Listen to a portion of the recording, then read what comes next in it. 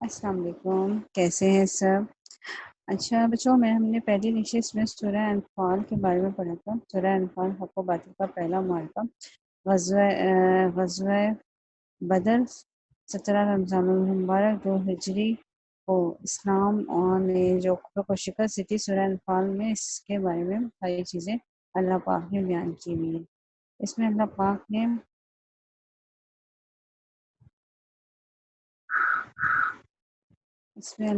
جو ہے، میں نے آپ کو اس کا تعارف پورا دیا تھا کہ مدنی صورت ہے اور اس میں کیا چیز ہے، کس کا وہ نازل ہوئی۔ اس میں جنگ بدر کے بارے میں بہت سارا اللہ تعالیٰ نے بتایا گیا۔ یا جنگ بدر مسلمانوں کا پہلا معرکہ تھا، تو اس لیے پہلے مسلمانوں کو جنگ کے بارے میں معلوم نہیں تھا، وہ بہت خوف زدہ تھے اور انہیں اس کے بارے میں بالکل علم نہیں تھا۔ مال غنیمت کے بارے میں، تو مال غنیمت کے بارے میں بھی کچھ آپس میں بحث و مباحثے ان کے چل رہے تھے،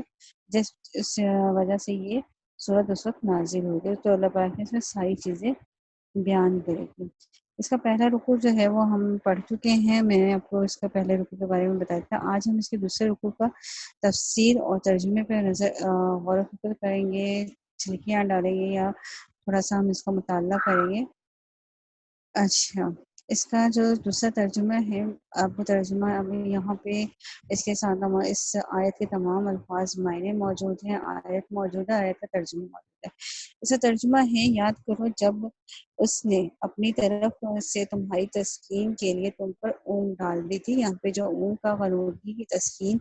کی ایسی نیند کے بارے میں ذکر ہو رہا ہے جس میں اس وقت مسلمانوں کو، جو مسلمان بہت ڈرے ہوئے تھے، خوف زدہ تھے کہ وہ لشکر جو ہے وہ بہت طاقتور ہے، ان کے پاس بہت وافر مقدار میں اناج ہے، ہتھیار ہے، اور انہوں نے اس مسلمانوں سے پہلے غزوہ بدر بدر کے مقام پر پہنچ کر قبضہ کر لیتا۔ بدر ایک کنویں کا نام ہے، اور انہوں نے پانی والی جگہ پر، اچھی جگہ پہ جہاں پہ بہت آسانی سے جنگ کری جا سکتی، اس جگہ پہ پہلے پہنچ کر قبضہ کر لیتا۔ لیکن مسلمانوں کے پاس جو جگہ آئی تھی وہ ریتیلی اور وہاں پانی بھی موجود نہیں تھا۔ انہوں نے تھوڑا سا حوض سا بنا کر اس میں تھوڑا سا پانی جمع کیا تھا، تو وہ بہت خوف زدہ تھے، اس پریشانی میں مبتلا تھے۔ تو اللہ پاک نے انہیں سکون کی جو نیند دی تھی، تسکین کی نیند، غنودگی، جہاں اس سے مراد یہ ہے کہ وہ جو پریشانی میں مبتلا تھا، اس میں اللہ پاک نے انہیں تسکین کی اونگ دی تھی، نیند دی تھی، اور آسمان سے بارش برسائی تھی، تاکہ ان کے یہ جو دو مسئلے تھے، ایک یہ کہ ان کے پاس پانی بہت کم تھا، اور دوسرا یہ کہ جس جگہ پہ یہ ٹھہرے تھے، وہ ہم اس وقت مسلمان ٹھہرے تھے، وہاں پر ریتیلی جگہ تھی، تو قدم جمانا بہت مشکل ہو گیا تھا۔ تو پہلے تو آپ جانتے ہیں کہ تلواروں سے جنگیں لڑی جاتی تھی، تلواروں تو آمنے سامنے، اور بہت بہادری کا کام ہوتا تھا، تو اس وجہ سے اس کے لیے قدم جمانا بہت ضروری ہوتا تھا۔ تو وہ ریتیلی جگہ پہ تھے تو قدم جمانا مشکل ہو رہا تھا، تو اللہ پاک نے ان دونوں کے مسئلوں کو حل کیا تھا اور ان کو سکون کی ایک نیند دی تھی، جس سے اب یہاں پہ آگے لکھا ہوا ہے: تمہیں پاک کر دے اور تمہیں شیطان کی ناپاکی کو دور کر دے۔ یعنی شیطان جو ان کے دلوں میں وسوسے ڈال رہا تھا اور ان کے ارادوں کو، جو مضبوط جو ارادے تھے، ان کو کمزور کر رہا تھا، ان کو پریشانی میں مبتلا کر رہا تھا، تو اللہ پاک نے ان کو نیند دی تھی تاکہ یہ اس چیز کو بھول جائیں اور اپنی اللہ پہ توکل کر کے جنگ کرنے کی کوشش کریں۔ اور ظاہر سی بات ہے، اس وقت پھر اللہ پاک نے ان کی مدد کری، بارش برسائی، بارش سے یہ ہوا تھا کہ ان کے پاس کافی مقدار میں پانی آ گیا تھا، اور اس کے بعد جو ہے، جو زمین تھی ریتیلی، وہ بھی مٹی جم گئی تھی، تو ان کے لیے جنگ کرنا آسان۔ بچوں، اللہ پاک کہتے ہیں: یاد کرو جب تم پر اونگ ڈالے تھے۔ حضرت عبداللہ بن مسعود رضی اللہ تعالیٰ عنہ فرماتے ہیں کہ غنودگی اگر جنگ میں ہو تو امن ہے، اور اللہ عز و جل کی طرف سے ہے، اور نماز میں ہو تو شیطان کی طرف سے ہے۔ جنگ میں غنودگی کا امن ہونا اس سے ظاہر ہے کہ جس سے جان کا اندیشہ ہو، اسے نیند اور اونگ نہیں آتی، وہ خطرہ اور اضطراب میں رہتا ہے اور شدید خوفزدہ ہوتا ہے۔ غنودگی آنا حصول امن اور زوال خوف کی دلیل ہے۔ بعض مفسرین نے فرمایا ہے کہ جب مسلمانوں کو دشمنوں کی کثرت اور مسلمانوں کی قلت سے جانوں کا خوف ہوا اور بہت زیادہ پیاس لگی، تو ان پر غنودگی ڈال دی گئی تھی، جس سے انہیں راحت حاصل ہوئی تھی، تھکان اور پیاس دور ہو گئی، اور وہ دشمن سے جنگ کرنے پر قادر ہو گئے۔ اور یہ ان کے حق میں نعمت تھی، کیونکہ یک بار ہی سب کو اونگ ایک ساتھ اونگ آ گئی تھی، اور کثیر الجماعت کا شدید جو خوف کی حالت میں تھے وہ اونگ سے جو ہے سکون میں آ گئے تھے۔ اور تم پر پانی آسمان سے برسایا گیا، پانی اتارا گیا، اور پانی اتارا گیا۔ غزوہ بدر کے دن مسلمان ریگستان میں اترے تھے، تو ان کے پاس، جیسے میں نے بھی آپ کو بتایا کہ ان کے اور ان کے جانوروں کے جو پاؤں تھے وہ ریت میں دھنسے جا رہے تھے، جبکہ مشرکین ان سے پہلے پانی کی جگہوں پر قبضہ کر چکے تھے۔ صحابہ کرام رضی اللہ تعالیٰ عنہ میں بعض کو وضو کی اور بعض کو غسل کی ضرورت تھی، تو اس کے ساتھ پیاس کی شدت بھی تھی۔ شیطان نے ان کے دل میں وسوسہ ڈالا رہا کہ تمہارے گمان میں ہے کہ تم حق پر ہو، تم نے اللہ عز و جل کے نبی ہیں اور تم اللہ والا۔ یہ شیطان ان کو بہکا رہا تھا، جبکہ حال یہ ہے کہ مشرکین غالب ہو کر پانی پر پہنچ گئے ہیں، اور تو تم وضو اور غسل کیے بغیر نماز پڑھ رہے ہو، تو تمہیں دشمن پر فتح یاب ہونے کی کس طرح امید ہے؟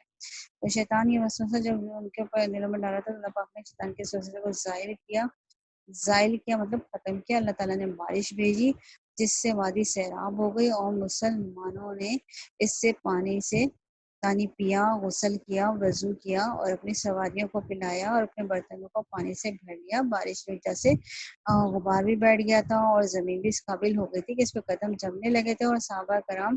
کے دل، اللہ پاک صحابہ کرام کے جو دل تھے وہ خوش ہو گئے، بارش کی نعمت سے اور کامیابی اور فتح حاصل ہونے کی دلیل تھی۔ ہم آ جاتے ہیں ہم اس کی دوسری آیت پر۔ یہاں پر آپ کو دوسری آیت، تیسری آیت، چوتھی آیت اور پانچویں آیت موجود ہے۔ یہاں پر آپ کے پانچوں آیات کے جو ہے الفاظ میں موجود ہے، اور یہاں پر آپ کے ترجمے بھی موجود ہے۔ میں صرف اس کی آپ کو تفسیر اور تھوڑا سا ترجمے کے پر نظر ڈالوں گی۔ دوسری آیت میں اللہ پاک فرما رہے ہیں کہ جب تمہارا رب فرشتوں کو وحی بھیجتا تھا کہ تمہارے پاسات ہو، تم مسلمانوں کو ثابت رکھو، ان قریب میں کافروں کے دلوں میں ہیبت ڈال دوں گا، تو تم کافروں کی گردنوں پر پر مارو اور ان کے ایک ایک جوڑ پر ضرب لگاؤ۔ اس میں جو پہلے ہے میں تمہارے ساتھ ہوں آیت، اس حصے میں کی ایک تفسیر یہ ہے کہ جب فرشتے مسلمانوں کی مدد کر رہے تھے تو اللہ تعالیٰ نے فرشتوں کی طرف وحی فرمائی کہ میں تمہارے ساتھ ہوں۔ دوسری تفسیر یہ ہے کہ اللہ تعالیٰ نے فرشتوں کی طرف وحی فرمائی کہ مسلمانوں کے ساتھ ہو اور تم ان کی مدد کرو اور انہیں ثابت قدم رکھو۔ فرشتوں کے ثابت قدم رکھنے کے جو معنی ہیں وہ یہ ہیں کہ فرشتوں نے سرکار اعلیٰ جو ہمارے پیارے نبی صلی اللہ علیہ وآلہ وسلم کو خبر دی کہ اللہ تعالیٰ مسلمانوں کی مدد فرمائیں گے، اور رسول اکرم صلی اللہ علیہ وآلہ وسلم نے مسلمانوں کو ایک خبر دی جس سے مسلمانوں کے دل مطمئن ہو گئے اور اس جنگ میں ثابت قدم رہے۔ اور دوسری تفسیر جو ہے وہ سے زیادہ قوی مانی جاتی ہے، کیونکہ اس میں کلام مقصود کا جو خوف ہے وہ زائل کرنا تھا، کیونکہ فرشتے کفار سے نہیں ڈرتے، محض مسلمان خوف زدہ تھے۔ اچھا، اب اس کے بعد جو ہے اس میں تم کافروں کی گردنوں کے اوپر مارو، ایک قول ہے یہ کہ اس آیت میں خطاب مسلمانوں سے ہے، اور ایک قول یہ ہے کہ خطاب فرشتوں سے ہے۔ دو باتیں ہیں اس میں۔ اچھا، جنگ بدر میں فرشتوں نے لڑائی میں باقاعدہ حصہ لیا تھا۔ جنگ بدر میں مسلمانوں کے ساتھ فرشتے بھی باقاعدہ لڑ رہے تھے، اور مفسرین کی ایک تعداد کے مطابق جنگ بدر میں فرشتوں نے باقاعدہ جو لڑائی کری تھی اس میں صحابہ کرام کے بیانات تحریر کرتے ہوئے جن مفسرین نے تائید کی تھی کہ فرشتے باقاعدہ ہمارے ساتھ جنگ میں لڑ رہے تھے۔ چنانچہ حضرت ابو داؤد رضی اللہ تعالیٰ عنہ جو غزوہ بدر میں حاضر ہوئے تھے فرماتے ہیں کہ مشرک کی گردن مارنے کے لیے اس کے در پر ہوا، لیکن اس کا سر میری تلوار پہنچنے سے پہلے ہی کٹ کے گر گیا، تو میں نے جان لیا کہ اسے کسی اور نے قتل کیا۔ یعنی کہ اس وقت فرشتے جو لڑ رہے تھے، تو جب حضرت ابو داؤد جو تھے وہ اس وقت جنگ میں شامل تھے، اور جب انہوں نے مشرک کے ایک بندے کو قتل کرنے کے لیے جو اس کی طرف تلوار کا وار کیا، تو وہ تلوار کے پہنچنے سے پہلے، اس کی گردن تک پہنچنے سے پہلے اس کی گردن گر گئی، تو وہ سمجھ گیا کہ میرے ساتھ اس کو کسی اور نے قتل کیا، مجھے فرشتے نے کیا۔ حضرت سہیل بن حنیف رضی اللہ تعالیٰ عنہ فرماتے ہیں کہ غزوہ بدر کے دن ہم میں سے کوئی تلوار سے مشرک کی طرف اشارہ کرتا تھا تو اس کی تلوار پہنچنے سے پہلے ہی مشرک کا جو سر جسم سے جدا ہو کر گر جاتا تھا۔ یہ تھی اس کی آیت نمبر 2، آیت نمبر 12۔ اب ہم پڑھتے ہیں آیت نمبر 13۔ آیت نمبر 13 میں یہ عذاب اس لیے ہوا تھا کیونکہ انہوں نے اللہ اور اس کے رسول، یعنی مشرکین پہ یہ عذاب اس لیے آیا تھا جنگ کا، کیونکہ انہوں نے اللہ اور اس کے رسول کی مخالفت کی تھی، اور رسول سے مخالفت کرے تو بے شک اللہ سخت سزا دینے والے ہیں۔ یعنی غزوہ بدر کے دن کفار کے دلوں میں رعب ڈالنے جانے، قتل اور قیدی ہونے کے عذاب کا جو سبب تھا وہ یہ تھا کہ انہوں نے اللہ تعالیٰ، اللہ عز و جل اور اس کے رسول صلی اللہ علیہ وآلہ وسلم کی مخالفت کی تھی، اور غزوہ بدر کے دن جو عذاب ان پر نازل ہوا تھا یہ اس عذاب کے مقابلے میں تھا جو مقابلے میں بہت تھوڑا ہے، جو قیامت کے دن اللہ تعالیٰ نے ان کے لیے تیار کیا ہوا، یعنی کہ قیامت کے دن جو ابھی ہم آگے آیت میں پڑھتے ہیں، جو ہماری 14ویں آیت ہے، یہ سزا تو اس کا مزہ چکھو، اور اس کے ساتھ یہ بھی ہے کہ کافروں کے لیے آگ کا عذاب ہے۔ یعنی کہ یہ تو یہاں کا ہے جو ان کے ساتھ قتل ہو رہا تھا، اور ان کے ساتھ جو ہو رہا تھا تمہارا قتل، یہاں پہ ہے کہ ایک کفار غزوہ بدر میں تمہارا قتل اور قید ہونا تو دنیا کی سزا ہے، تو دنیا میں ہو رہا تھا، لیکن اللہ پاک نے ان کی آخرت میں جو سزا لکھی ہے اس کا ذکر یہاں پہ کیا ہے کہ تم اس کا مزہ چکھو گے اور اس کے ساتھ ہی، یعنی کہ جو دنیا میں ہوا اس کا مزہ بھی چکھو، اور اس کے ساتھ ہی یہ خبر بھی دے دی کافروں کو کہ آخرت میں کافروں کے لیے آگ کا عذاب ہے، یعنی کہ دوزخ ہے۔ آیت نمبر 15 میں اللہ تعالیٰ فرماتے ہیں، اے ایمان والو، جب کافر کے لشکر تمہارے مقابلے میں ہو تو ان کی پیٹ نہ پھیرو، یعنی کہ جب کافروں کا لشکر ہو تو اللہ تعالیٰ نے فرمایا اے ایمان والو، اللہ تعالیٰ کا یہ حکم دیا تھا اللہ تعالیٰ نے میدان جنگ میں مسلمان کافروں کو پیٹ نہ دکھائیں، اور یہ حکم اس وقت ہے کہ جب کفار مسلمان سے تعداد میں بہت زیادہ تھے، اور اس سے زیادہ ہونے کی وجہ سے اگر کفار کی تعداد مسلمانوں کے مقابلے میں ڈبل سے زیادہ ہو تو پھر مسلمان کا پیٹ پھیر کے بھاگنا ناجائز ہے، حرام ہے۔ جمہور کے نزدیک 100 مسلمانوں کا 200 کفار کے مقابلے سے بھاگنا کسی حال میں بھی جائز ہے۔ اگر کافروں کی تعداد 200 سے زیادہ ہو تو ان کے مقابلے میں سے بھاگنا اگرچہ جائز نہیں، لیکن صبر اور استقامت سے ان کا مقابلے میں ڈٹے رہنا بہترین اور افضل ہے۔ اس میں اللہ پاک نے کہا تھا کہ پیٹ دکھا کے نہ بھاگو جب تک جنگ میں فتح یا تم شہید نہ ہو جاؤ۔ آیت نمبر 16 ہے ہمارے پاس۔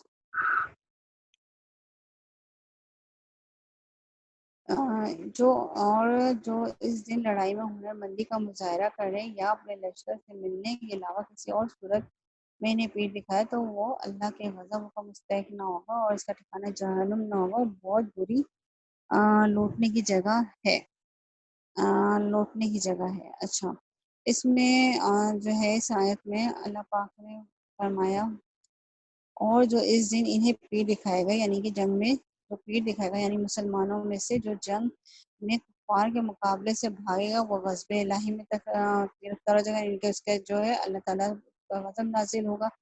اور اس کا ٹھکانہ دوزخ ہے۔ البتہ دو صورتیں اللہ تعالیٰ نے بیان کری ہیں یہاں پہ، کہ دو صورتیں ایسی ہیں جن میں وہ پیٹ دکھا کر بھاگنے والا نہیں ہے، یعنی کسی حکمت عملی، یہاں پہ کسی جنگی حکمت عملی کی وجہ سے مثلاً پیچھے ہٹنا یا حملہ کرنا، یا زیادہ مؤثر یا خطرناک جگہ سے ہٹ کر محفوظ جگہ سے حملہ کرنا، تو اس صورت میں پیٹ دکھانے والا جو جرم ہے وہ اس پہ وہ نافذ نہیں ہوگا، اس کو اس کا جو جرم نہیں ہوگا، مجرم نہیں ہوگا، لیکن وہ ایک حکمت عملی کے تحت پیچھے ہٹا ہوگا۔ اچھا، اپنی جماعت سے ملنا، مسلمان فوجیوں کا کوئی فرد یا گروہ مرکزی جماعت سے بچھڑ گیا اور وہ اپنے بچاؤ کے لیے پسپا ہو کر مرکزی جماعت سے جا ملا تو یہ بھی بھاگنے والوں میں شمار نہ ہوگا۔ جنگ احد اور جنگ حنین میں پسپائی اختیار کرنے والے صحابہ کرام رضی اللہ عنہ کا حکم تھا کہ جنگ احد اور جنگ حنین میں جن صحابہ کرام کے قدم اکھڑ گئے تھے وہ اس آیت کی وعید میں داخل نہیں ہیں، کہ اللہ تعالیٰ نے قرآن پاک میں جنگ عہد کی پسپائی اختیار کرنے والے صحابہ کرام کی عام معافی کا اعلان کر فرما دیا تھا، تو ان کے لیے یہ نہیں ہے، لیکن یہ باقی چیزوں کے، باقی صحابہ کرام کے یا جو اس طرح سے بھاگ کھڑے ہیں ان کے لیے تھا، ان کو سمجھانے کے لیے تھی۔ بے شک تم میں سے وہ لوگ جو اس دن بھاگ گئے، جس دن دونوں فوجوں کا مقابلہ ہوا، انہیں شیطان ہی نے ان کے بعض اعمال کی وجہ سے لرزش میں مبتلا کر کیا، اور بے شک اللہ نے انہیں معاف فرما دیا۔ ٹھیک ہے، یہ تو جنگ حنین کے بارے میں تھا کہ اس وقت اس جنگ میں جو تھے، جو بھی جس طریقے سے بھی نکلے تھے صحابہ کرام، ان کے لیے نہیں تھا یہ آیت۔ اب آیتیں ہم آیت 17 اور 18 ہماری ہے۔ تو تم نے انہیں قتل نہیں کیا بلکہ اللہ نے انہیں قتل کیا، اور اے حبیب جب آپ کی خاک پھینکی تو آپ نے نہ پھینکی تھی بلکہ اللہ نے پھینکی تھی، اور اس کے لیے تاکہ مسلمانوں کو اپنی طرف سے اچھا انعام عطا کرنا۔ بے شک اللہ سننے والا جاننے والا ہے، یہ حق ہے، اور یہ حق اللہ کافروں کے مکرو فریب کو کمزور کرنے والا ہے۔ اب اس آیت میں جو ہے اللہ پاک نے جو فرما دیا ہے، تو تم نے انہیں قتل نہیں کیا، شان نزول ہے۔ جب مسلمان جنگ بدر سے واپس ہوئے تو ان میں سے ایک کہتا کہ میں نے فلاں کو قتل کیا۔ اب کراسائیاں شروع ہو گئی تھی نا ان کی، کہ میں نے فلاں کو قتل کیا، میں نے فلاں کو قتل کیا، تو یہ آپس کی باتوں پہ اللہ تعالیٰ نے فرمایا، تو ان میں سے ایک کہتا ہے کہ میں نے فلاں کو قتل کیا، دوسرا کہتا ہے کہ میں نے فلاں کو قتل کیا۔ اس پر یہ آیت نازل ہوئی تھی، نازل ہوئی اور فرمایا گیا کہ اس قتل کو تم اپنے زور و بازو اور اپنی طاقت و قوت سے کی طرف منسوب نہ کرو، یہ در حقیقت اللہ عز و جل کی امداد اور اس کی تقویت کی تائید ہے۔ ہر اچھے کام کی نسبت جو ہے ہمیں اللہ تعالیٰ کی طرف اللہ تعالیٰ کی طرف سے کیے جاتے ہیں۔ اس آیت سے یہ معلوم ہوتا ہے کہ اچھے اور نیک کام کی نسبت اللہ تعالیٰ کی طرف سے کرنی چاہیے، اور جب انسان کوئی اچھا اور نیک کام کرے تو اس پر اس کو فخر نہیں کرنا چاہیے، کیونکہ نیک کام بندہ خود نہیں کرتا، بلکہ جو بھی نیک کام کرتا ہے اس میں اللہ تعالیٰ کی توفیق شامل حال ہوتی ہے۔ بے شک نیکی سے بچنے کی طاقت اور گناہ سے بچنے کی توفیق صرف اور صرف اللہ ہی کی طرف سے آتی ہے۔ اور اے محبوب جب آپ نے خاک پھینکی تو آپ نے نہ پھینکی تھی بلکہ اللہ نے پھینکی تھی، یعنی کہ جو آپ صلی اللہ علیہ وسلم نے مٹھی بھر مٹی اٹھا کے کافروں کی طرف، مشرکین کی طرف پھینکی تھی، وہ آپ صلی اللہ علیہ وسلم نے پھینکی تھی، وہ اللہ نے پھینکی تھی۔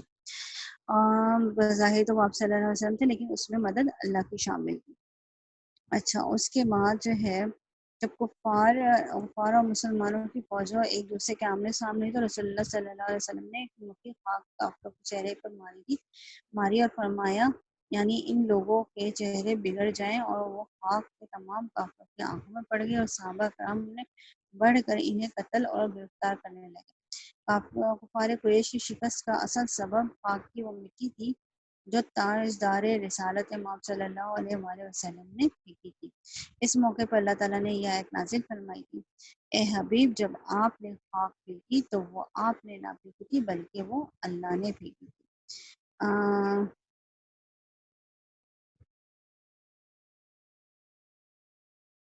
اب ہم آتے ہیں اس کے اگلے آیت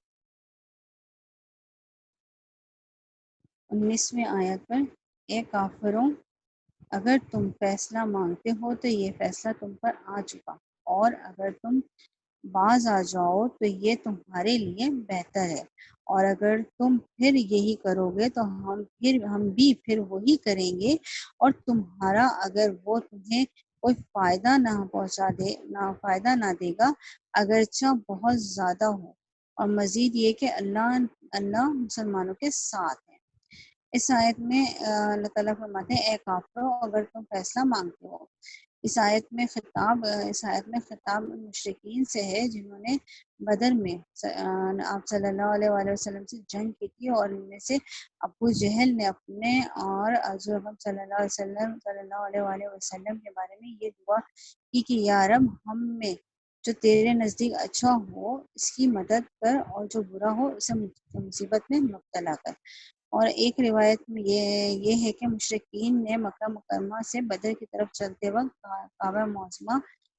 کے پردوں سے لپٹ کر یہ دعا مانگی تھی کہ یا رب، اگر محمد حق پر ہو تو ان کی مدد فرما، اور اگر ہم حق پر ہوں تو ہماری مدد فرما۔ تو اس پر یہ آیت نازل ہوئی تھی کہ جو فیصلہ تم نے چاہا تھا وہ کر دیا گیا، اور جو گروہ حق پر تھا اس کو فتح دی گئی۔ یہ تمہارا اپنا مانگا ہوا فیصلہ ہے۔ اب آسمانی فیصلے سے بھی اسلام کی حقانیت ثابت ہوئی۔ ابو جہل بھی اس جنگ میں ذلت اور رسوائی کے ساتھ مارا گیا تھا، اور اس کے سر رسول اکرم صلی اللہ علیہ وسلم کی بارگاہ میں پیش کیا گیا تھا۔ اچھا،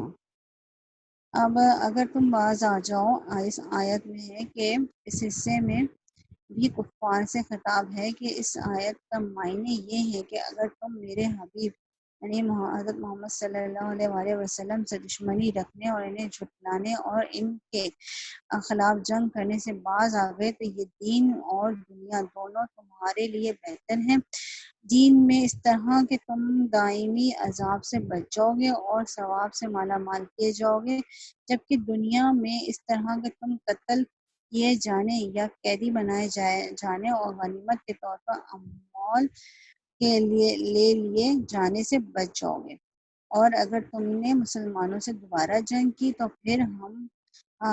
ہم پھر مسلمانوں کو تم پر مسلط کر دیں گے، جیسا کہ تم غزوہ بدر میں مشاہدہ کر چکے ہو، اور یہ جان چکے ہو کہ اللہ تعالیٰ کی تائید اور نصرت تمہارے بجائے مسلمانوں کے ساتھ ہے، اور تم کتنی بھاری جمعیت لے کر کیوں نہ آؤ، وہ تمہیں شکست سے نہ بچا سکے گی،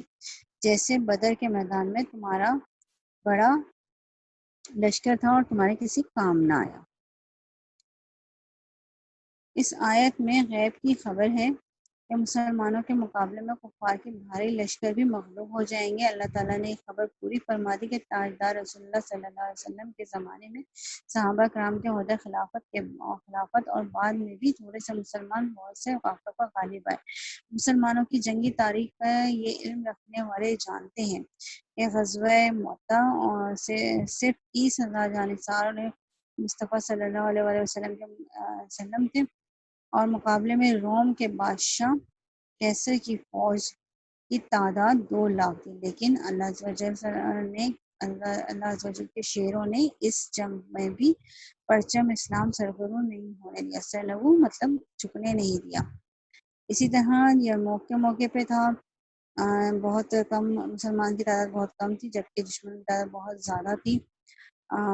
اسی طرح سے جنگ جو ہے کافی جنگوں میں یہ چیزیں آئی، لیکن پھر بھی اللہ پاک نے کافروں پہ مسلمانوں کو فتح دی۔ اب یہاں پہ ہمارا جو ہے دوسرا رکوع مکمل ہوتا ہے۔ اب انشاءاللہ ہم تیسرے رکوع کی بھی اسی طرح مطالعہ کریں گے تاکہ آپ کو یہ رکوع سمجھ میں آ جائے اور آپ اچھی طرح اپنے امتحانات کو دیں۔ ٹھیک ہے، اور اللہ حافظ۔